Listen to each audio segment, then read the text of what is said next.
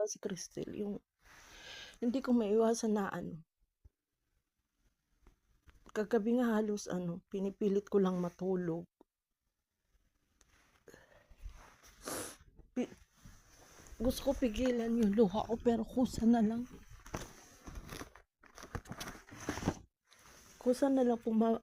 naiiyak.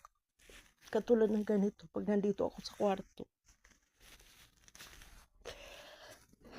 Ang hirap.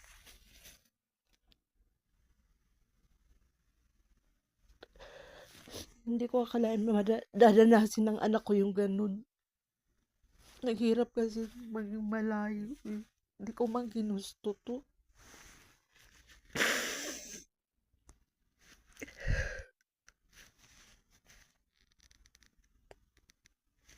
Kung kailan na ako pa uwi.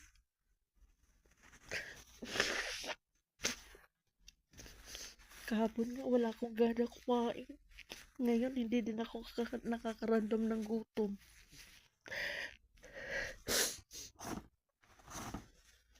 Sorry, ikaw ang nakakausap ko. Ikaw napapaghingahan ko. Mahirap kasi.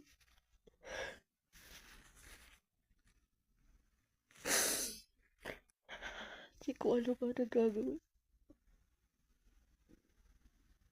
Hindi ka ako nakatulog ng maayos kagabi.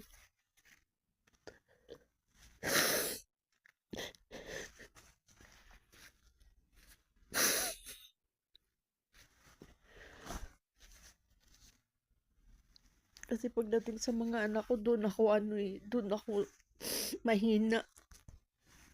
Pag anak ko nang pinag-uusapan, katulad may ginawa buti nga lang, hindi nagawa sa kanya. Hindi siya pumayag, umiwas siya.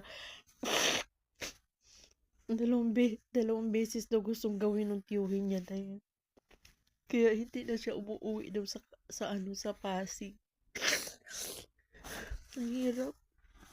Gusto rin ko man i-comfort yung anak ko. Anong gagawin ko?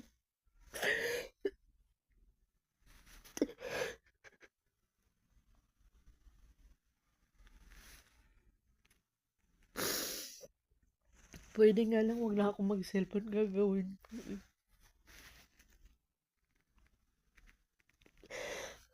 Pagdating kasi kay Cristel dyan sa dalawa kong anak ko, dyan ako pinanghihinaan ng loob talaga.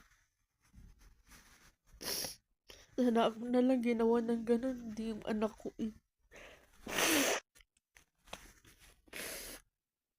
Hirap.